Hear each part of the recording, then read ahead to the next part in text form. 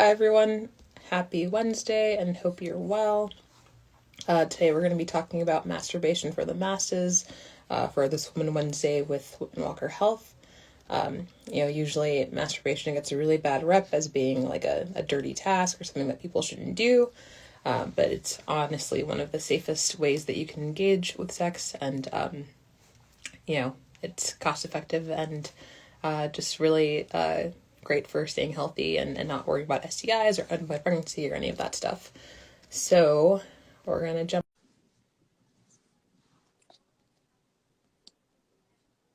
There we go. Hey, Paul, thanks for joining. Cool. Welcome, everyone. Happy Wednesday again. Happy Women Wednesday. During the COVID-19 pandemic, Whitman-Walker's Community Health Department has expanded its outreach efforts to the social media platforms. We cover various topics about HIV and STI, to sexual health practices, to access to care, to social determinants of health and public health interventions. The community health team is here to educate and support you. My name is Jewel, and I use she, her, hers pronouns, and today we're going to be discussing self-pleasure and masturbation. We'll also be reviewing a few fun facts from last week about the clitoris, but we'll first start with the Cliteracy Live review. So last week we learned that the clitoris has a nickname of the pleasure nub. It's the only human organ where its only purpose is pleasure. It's pretty cool. A first fact about the clitoris is that it's much more sensitive of a muscle than the penis. It holds about 8,000 nerve endings, and that's twice as many as the penis has. It's the key for pleasuring a person with the clitoris, despite the large social emphasis on insertive and penetrative sex. Another fact is that the clitoris is much bigger than folks think. In fact, think of it like the tip of an iceberg. You can only see about a quarter of the full clitoris externally, but there can be about 4 inches of clitoral tissue internally that just isn't visible to the external eye or external area. And finally, as a person gets older, their clitoris will continue to grow, but the clitoris actually doesn't ever age. There's no difference in the clitoris at age 25 versus at age 55, other than the increasing size of it. And given that the clitoris grows with age, there's more opportunity for clitoral stimulation and pleasure for folks with clitori as they age. But be sure to couple that pleasure with more lube and optional hormones, given it's easier to experience tearing and cuts in vaginas and front holes as a person gets older. So lube will help with that. It'll help prevent those tears and those cuts, and preventing tears and cuts will help you avoid being at greater risk for HIV or STI transmission. Cool. So the safest type of sex that you can engage in is self-pleasure and masturbation. When engaging in this type of sex, you're not at risk for swapping bodily fluids with another individual or contracting an STI or HIV or experiencing unplanned pregnancy. You also don't have to court anyone or swipe on any apps or spend money at a social event or a bar to engage with this type of sex or pleasure. So masturbation can be highly underrated and overlooked. It's also treated as a bit of a taboo or dirty or shameful, but we're here today to dismiss that thinking and dismiss that stigma and to encourage people to masturbate and practice that safer sex habit. So when you're getting started, whether you're a seasoned professional or someone who stumbled upon your genitals as an adolescent or learned about your hormones really young, or you're a late bloomer who didn't start exploring masturbation until these times of isolation during the COVID-19 pandemic, masturbation is for everyone. Self-pleasure is for everyone. It's also a great practice for people who are in relationships, whether it's long distance or they're trying to explore some new acts in their intimate relationships. There's a few benefits that come with masturbating. If your person identifies as a woman and you're experiencing some sexual dysfunction, masturbating can help increase your sexual desire and sensitivity. It also helps you sleep better and relieve built-up stress and just to relax overall. Masturbating can increase your pleasure and can help you relieve menstrual cramps.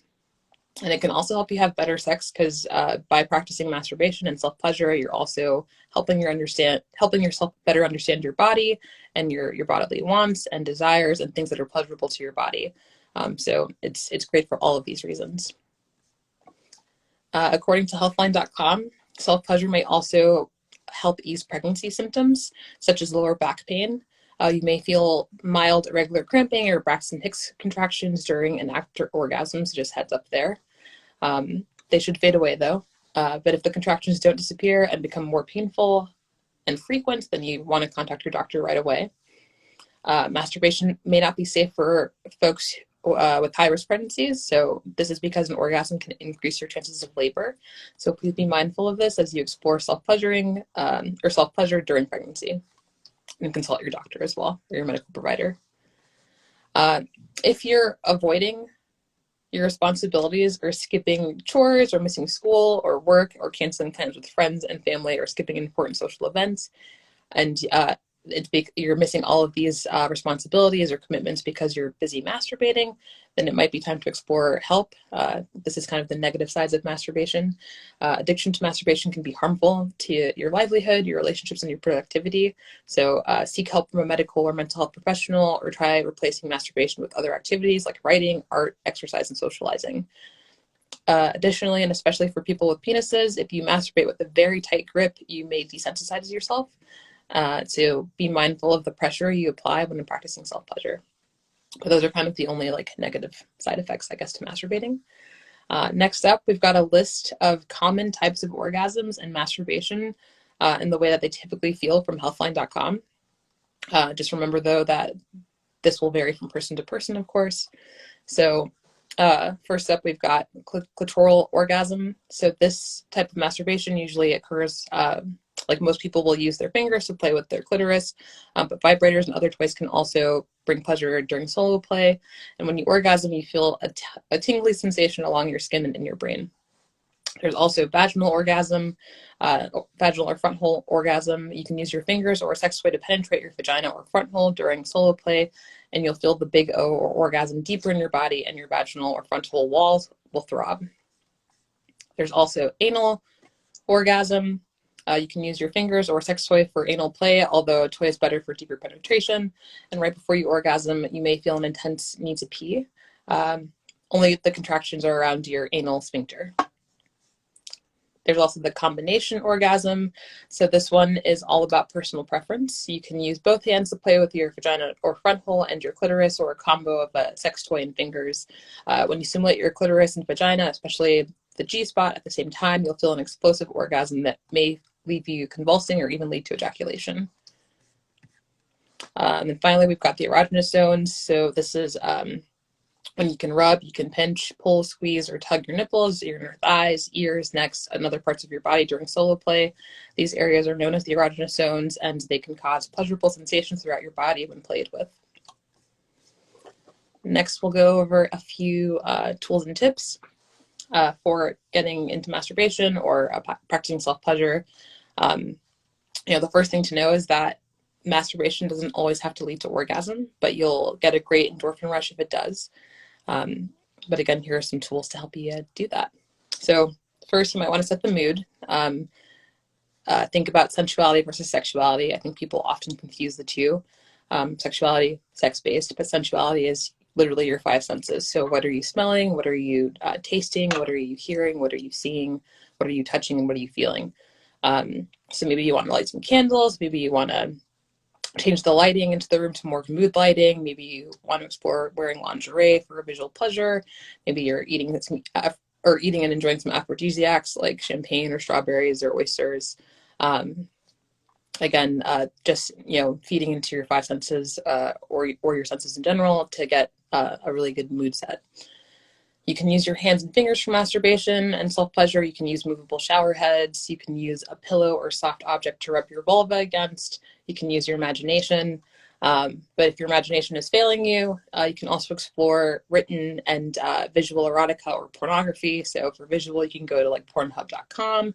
For written, you can go to literotica.com. That's LITE erotica.com. Another visual website is a4chambertart.com. And then for audio, you can explore places like audiobooks.com or Dipsy. Another tool for masturbating and self-pleasure is to use lube. Again, we're going to reframe people's bad perception of lube in this space a lot. Lube helps prevent STIs and HIV by helping prevent tears and putting people at more risk for contracting STIs and HIV. When you prevent a tear, you prevent an opportunity for infection by if you're having unprotected sex and you experience a tear, whether it's vaginal or front hole or anal based, or throat-based, you are better off using lube. Sorry, scratch the throat-based part, but again, just use lube. It's not for dry vaginas and dry front holes, but for pleasure and for safety during sex. You can also use toys and vibrators. A few to discuss. I think one worth mentioning because it's like historically kind of cool. It's called the Hitachi Magic Wand. It's this giant white and blue vibrator. It was originally manufactured for relieving tension and relaxing sore muscles, and it is most known for its use as a sex toy. So this Japanese company called Hitachi listed the device for business in the United States in 1968.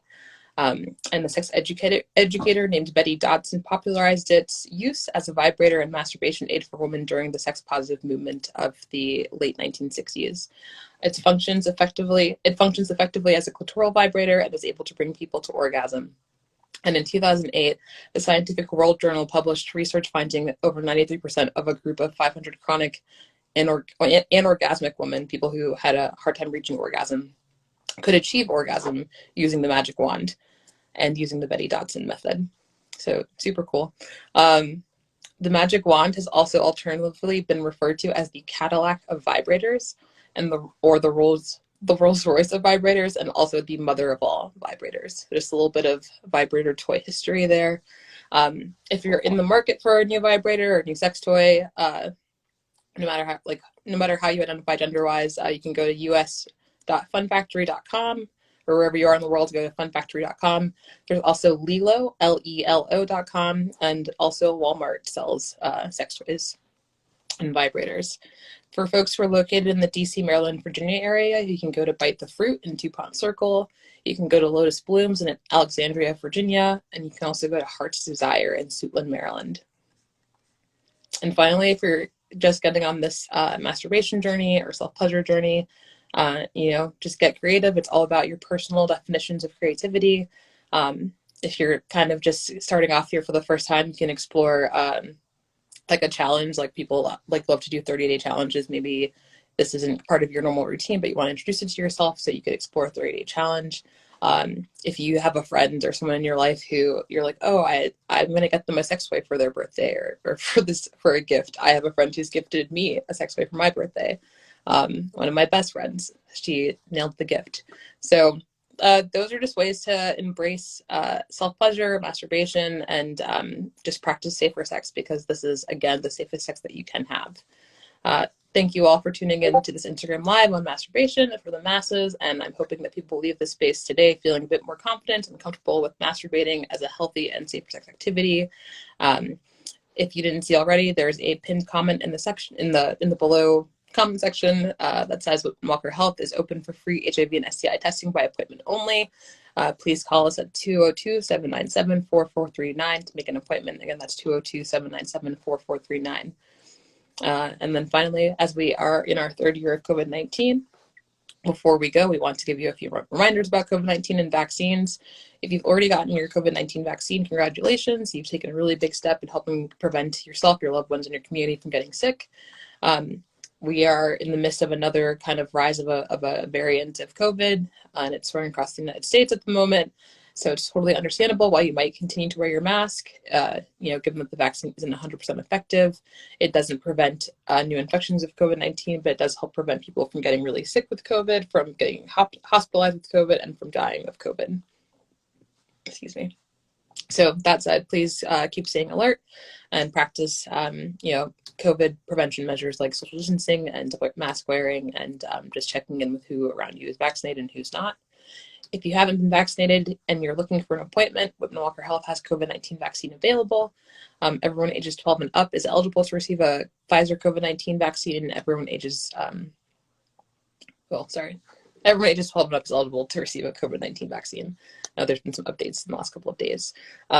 So please reach out to us at 202-207-2480 to make an appointment.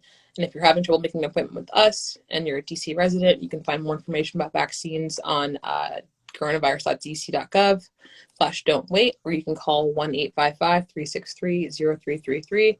If you're a Maryland resident, you can visit covidlink.maryland.gov or call 1-855-634-6829. If you live in Prince George's County or Montgomery County, you can also visit their personal vaccination registration portals. And Montgomery County folks can also call 240-777-0311 to schedule an appointment. And finally, for Virginia residents, you can learn more about the vaccine appointments at vaccinate.virginia.gov or by calling 1-877-829-4682. Now, if you haven't been vaccinated and you don't want a vaccine or you're not looking for an appointment, please be sure to follow or continue to follow CDC guidelines for mask wearing, quarantining, social distancing, and the like. It's very important that you consider getting the vaccine and discuss COVID precautionary measures with those around you, but be mindful of masks and keep your distance, but especially when you do not know whether a person who you're around is vaccinated or not. Thank you all for attending this live today. Remember to follow us on Instagram, Facebook, and Twitter at Whitman-Walker. Check our website, whitman-walker.org, for the latest up-to-date information on our services. And for more COVID-19 resources or general Whitman-Walker information and services, please call us at 202-797-4439. Again, that's 202-797-4439, and that's the same phone number that you can call to schedule your HIV or STI testing appointment. And please be sure to follow some of our other programs in Whitman-Walker family at RealTalkDC_ and at NoFilterDC. Happy Woman Wednesday. Bye.